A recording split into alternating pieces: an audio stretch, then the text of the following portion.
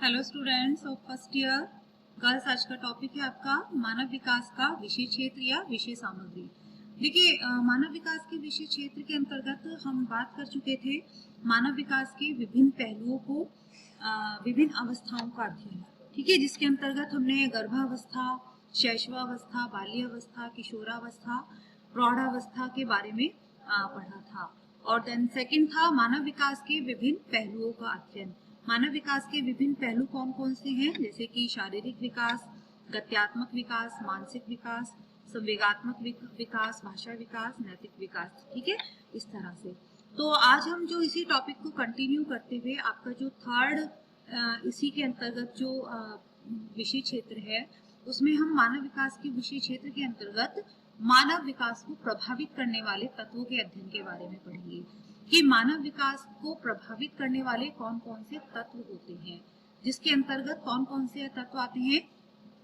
First one, वंशानुक्रम एवं वातावरण। देखिए, वंशानुक्रम एवं वातावरण की बात करें तो वंशानुक्रम और वातावरण काफी हद तक मानव के विकास को प्रभावित करने वाले तत्वों में से महत्वपूर्ण कारक माना जाता है। किस तरह से कि वंशानुक्रम का प्रभाव कैसे पड़ता है कि जो बालक अपने माता पिता के जीन्स जो गर्भधारण के समय से प्राप्त होते हैं, वंशानुगत विशेषताएं जो लेकर जन्म लेता है, वो उसके होल लाइफ यानी कि संपूर्ण जीवन तक उसके विकास को प्रभावित करते हैं। ठीक है, जैसे कि अक्सर देखा जाता है कि किसी भी माता पिता में कोई भी स्वास्थ्य संबंधी परेशानी है, शारीरिक समस्या है, तो वो उसके बालकों में भी उत्पन्न हो सकती है। तो जो भी कारण है वंशानुगत तरीके से अगर कोई भी समस्या माता पिता के अंतर्गत, तो बालकों को भी उस समस्या का सामना करना पड़ता है, जिससे उसका विकास का क्षेत्र प्रभावित होता है। जैसे मैंने आपको एग्जाम्पल भी दिया था बच्चों, जो मीटिंग में मैंने बताया था आपको कि अगर कोई भी माता पिता डायबिटिक है, मधुमेह से संबंधित बीमारी है, उनको मधुमेह बीमारी है, तो ऐसे में चांसेस ऐसे रहते हैं कि उसके बालकों में भी वो बीमारी आने के वंशानुगत रूप से आने की पॉसिबिलिटी रहती है। तो जिसके कारण जो बालक है वो विकास के क्षेत्र में पीछे रह जाता है, क्योंकि शारीरिक रूप से स्वस्थ नहीं रहेगा तो विकास के हर पहलू को प्रभावित करेगा। साथ ही देखिए बच्चों, वातावरण वातावरण काफी हद तक देखिए विकास वंशानुक्रम से तो प्रभावित होता ही है, लेकिन अगर बालकों को अच्छा वातावरण मिल जाए, अच्छी जो है पारिवारिक समायोजन उनका अच्छा हो एक तरह से, तो उनका विकास जो है वो अच्छा हो सकता है। जैसे कि हमने बात की कि वंशानुक्रम तो विकास को प्रभावित करता ही है, लेकिन अगर वंशानुक्रम के साथ साथ वातावरण अगर उनको अच्छा मिल जाए तो उनका जो व्यक्तित्व का विकास है वो अच्छा हो सकता है। साथ ही वंशानुक्रम और वातावरण दोनों ही महत्वपूर्ण तरीके से विकास को प्रभावित करते हैं। जैसे कि वातावरण के लिए बच्चों मैंने आपको एग्जाम्पल बताया था कि अगर किसी बालक को जैसे कि कोई भी बालक है उसको एक इस तरह का वातावरण मिल जाए, यानी कि कोई बालक है वो अडॉप्ट किया हुआ है, गोद लिया हुआ है। ठीक है, अब जो माता पिता उसको अडॉप्ट कर रहे हैं, गोद ले रहे हैं, उन्हें नहीं पता कि वो उसके वंशज कौन है। ठीक है, उसमें किस तरह की वंशानुगत है क्रम है। तो लेकिन अगर वो बालक जो अडॉप्ट किया हुआ है, अगर सपोज उसके माता पिता किसी उसके पिता हैं जो उनको शराब है, धूम्रपान जैसी जो नशे की आदत थी। ठीक है, लेकिन अगर अब वो उसी जीन्स को लेकर बच्चा जब जन्म लेता है तो पॉसिबिलिटी ये है कि वो आदत उस बच्चे में भी आ सकती है।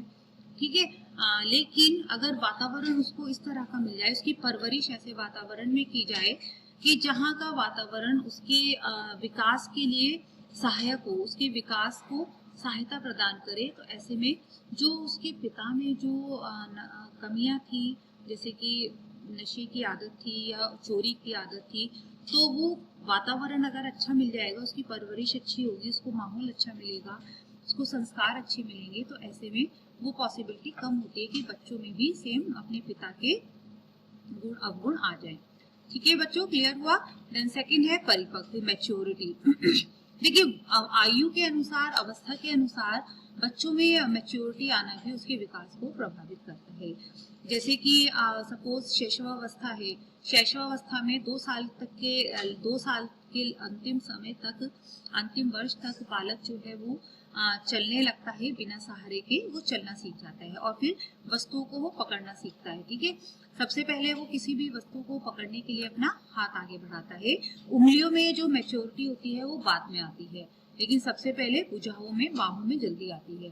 तो परिपक्वन यानी कि अगर आयु और अवस्था के अनुसार बच्चों में मैच्योरिटी नहीं है तो उसको विकास को वो प्रभावित करेगी। देन नेक्स्ट है बच्चों शिक्षण एवं प्रशिक्षण, कि बच्चों को दिया जाने वाला शिक्षण और प्रशिक्षण भी उसके विकास को प्रभावित करता है। काफी हद तक ये इसमें जो निर्भर होता है, ये स्कूल में, विद्यालयों में बच्चों को दिए जाने वाले शिक्षण और प्रशिक्षण से, साथ ही जो शिक्षक हैं उनकी जो सहायता होती है कि बच्चों को इस तरह का शिक्षण प्रदान किया जाए कि ताकि वो विकास के सभी पहलुओं को उसके ध्यान रखा जाए। साथ ही प्रशिक्षण कि जैसे कि खेल खेल में बच्चों को सिखाना, शिक्षा प्रदान करना, ठीक है, तो बच्चों को व्यवहार कुशलता सिखाना, उनकी गतिविधियों पर ध्यान रखना ताकि बच्चे का विकास जो है वो हर तरह से संभव हो सके। देन नेक्स्ट है व्यक्तिगत विभिन्नता। देखिए व्यक्तिगत विभिन्नता भी विकास को प्रभावित करती है कि इसकी हर एक व्यक्ति में जो है एक से जो विशेषताएं नहीं होती, हर एक व्यक्ति अलग अलग विशेषताओं को लेकर जन्म लेता है। तो व्यक्तिगत विभिन्नता भी उसके विकास को प्रभावित करती है कि हर एक व्यक्ति की जो विशेषता होगी, जैसे कि कोई बाल्यावस्था में कोई जैसे कि शैशवावस्था ही लीजिए आप, कि शैशवावस्था के अंतिम वर्षों तक आते आते बच्चे का जो है शारीरिक विकास तेज गति से हो जाता है, जबकि बाल्यावस्था में जो शारीरिक विकास की गति है वो धीमी पड़ जाती है। लेकिन अगर किसी बच्चे का, बालक का शैशवावस्था में शारीरिक विकास तेज गति से नहीं हुआ तो इट मीन्स उसका जो विकास की दर है वो धीमी चल रही है। ठीक है, अब जो उसका विकास जो शैशवावस्था में होना था वो आगे जाकर बाल्यावस्था में पूर्ण होगा। तो इसका अर्थ क्या हुआ? व्यक्तिगत विभिन्नता। और एक बालक ऐसा है कि जिसकी शारीरिक विकास शैशवावस्था के अंतिम वर्ष से आने से पहले पूरी हो जाता है, पूरा शारीरिक विकास हो जाता है। तो दोनों में व्यक्तिगत विभिन्नता हो गई। एक बालक का शारीरिक विकास जो है वो शैशवावस्था के एंड तक भी पूरा नहीं हो पाया और दूसरे का शैशवावस्था की समाप्ति से पहले ही विकास की दर तेज होती है। तो ये होती है व्यक्तिगत विभिन्नता जो कि विकास को प्रभावित करती है।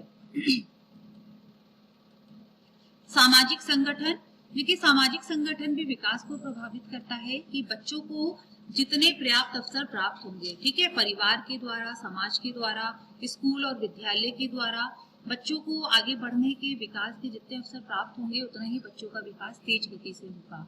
और अगर बालक का पारिवारिक स्तर पर या सामाजिक स्तर पर, उनको विद्यालय स्तर पर उनका जो विकास के उनको अवसर प्राप्त नहीं होंगे, उनको इस तरह के अवसर प्रदान नहीं किए जाएंगे कि वो, जैसे कि स्कूल और विद्यालय में बालकों के लिए अवसर प्रदान किए जाते हैं किस तरह से कि बहुत सी प्रतियोगिताएं होती हैं उसमें हिस्सा लेकर, ठीक है, बहुत से ऐसे स्कूल में कार्यक्रम होते हैं कि बच्चे उनमें पार्टिसिपेट करते हैं। तो बच्चों को अपने को जो है प्रदर्शित करने का, अपनी अभिव्यक्ति को प्रदर्शित करने का उनको अवसर प्राप्त होते हैं।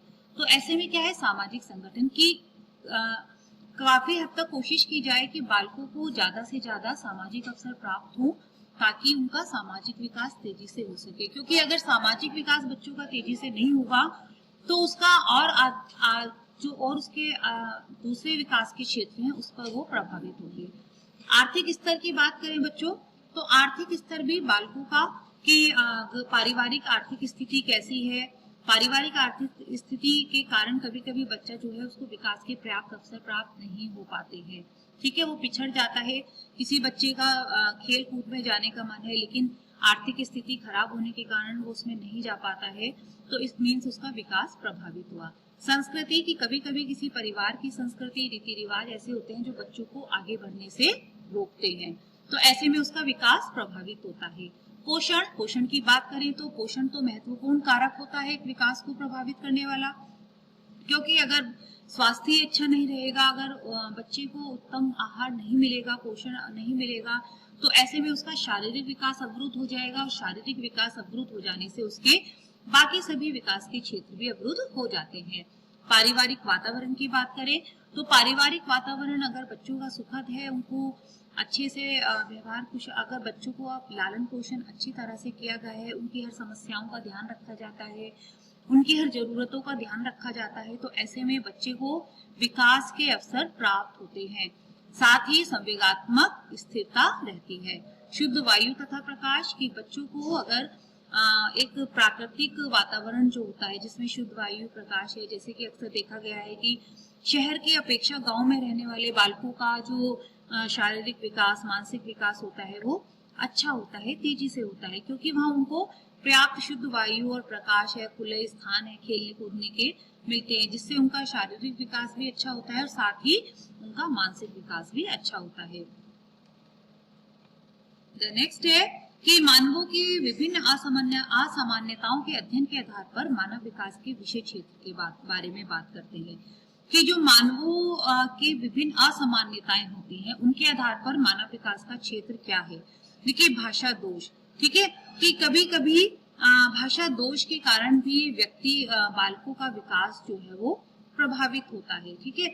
यानी कि अब हम बात कर रहे हैं मानव विकास के विषय क्षेत्र में, तो असामान्यताएं कि बालकों में या मानव में कौन कौन सी असामान्यताएं होती हैं जिनके कारण उनका विकास जो है प्रभावित होता है। तो भाषा दोष की कभी कभी बालकों में भाषा दोष के कारण भी वो आगे नहीं बढ़ पाते हैं, उनको पर्याप्त अवसर नहीं मिल पाते हैं। कुसमायोजन कि कभी जब परिवार या समाज के द्वारा बच्चे का या व्यक्ति का कुसमायोजन होता है, यानी कि समायोजन संबंधी जो समस्याएं उनको फेस करनी पड़ती हैं, कुसमायोजन होता है, तो ऐसे में भी इसके बारे में भी मानव विकास के विशेष क्षेत्र में बात की गई है। मानसिक रोग कि बालकों में बहुत से ऐसे मानसिक रोग या बौद्धिक क्षमता की बात करें तो बहुत सी मानसिक रोग होने के कारण भी उनका विकास जो है वो पिछड़ जाता है। मानसिक न्यूनता कि जिनका IQ लेवल, जिनकी लर्निंग करने की, सोचने की, थिंकिंग प्रोसेस है, इमेजिनेशन है, ठीक है, रीजनिंग जो उनकी कैपेसिटी होती है वो कम होती है, जो उनके विकास को प्रभावित करती है। बाल अपराध, देखिए बाल अपराध की बात करें तो ये भी एक असामान्यता बालकों में पाई जाती है जिसके कारण बालकों के विकास में बाधा उत्पन्न होती है। बाल अपराध के बारे में बच्चों एक पूरा एक नया बिल्कुल अलग सेपरेट टॉपिक है जिसके बारे में हम बाद में बात करेंगे कि बाल अपराध किन किन कारणों से होता है, बाल अपराध के लिए कौन सी परिस्थितियां जिम्मेदार होती हैं, ठीक है। तो इस टॉपिक में हम पूरा डिटेल में बात करेंगे। द नेक्स्ट है मानसिक स्वास्थ्य विज्ञान के मूल सिद्धांतों का अध्ययन कि मानव विकास के अंतर्गत हम मानसिक स्वास्थ्य विज्ञान के मूल सिद्धांतों का अध्ययन भी करते हैं, जैसे कि इस क्षेत्र के अंतर्गत बालकों की असामान्यताओं के स्वरूप, उनके कारणों के अतिरिक्त उनके निराकरण के उपाय का भी अध्ययन किया जाता है। यानी कि इससे पहले जो आपने असामान्यताएं पढ़ी, कौन कौन सी असामान्यताएं थी, भाषा दोष है, कुसमायोजन है, मानसिक रोग है, मानसिक न्यूनता है, बाल अपराध है, तो इन सबको दूर इन सभी जो विकार हैं इनको दूर कैसे किया जा सकता है, वो मानसिक स्वास्थ्य विज्ञान के मूल सिद्धांतों के अंतर्गत अध्ययन किया जाता है कि स्वास्थ्य विज्ञान के ऐसे कौन से मूल सिद्धांत हैं जिनको ध्यान में रखकर इन विकारों का, इन असामान्यताओं का निराकरण किया जा सकता है, साथ ही जिनका प्रयोग करने से बालकों के स्वास्थ्य का संरक्षण और विकास होता है। और इस तरह मानव विकास के क्षेत्र के अंतर्गत बालकों की असामान्यताओं के उपचार के साथ साथ निरोध का अध्ययन भी किया जाता है कि इनको कैसे रोका जा सकता है कि बालकों को ये असामान्यताएं बालकों में आए ही नहीं, ठीक है। एक तो होता है कि बालकों में असामान्यताएं उत्पन्न हो गई तो उनको दूर कैसे किया जाए, साथ ही इनको रोकने का भी पूरा प्रयास किया जाता है, वो हम स्वास्थ्य विज्ञान के अंतर्गत करते हैं। तो इसके लिए बाल विकास के अंतर्गत मानसिक स्वास्थ्य विज्ञान के मूल सिद्धांतों का अध्ययन भी बाल विकास के विषय क्षेत्र के अंतर्गत आता है। तो गर्ल्स, आज का टॉपिक आपका मैंने ये कंप्लीट कर दिया है, मानव विकास का विषय क्षेत्र। ओके गर्ल्स, मिलती हूँ नेक्स्ट टॉपिक के साथ। Thank you.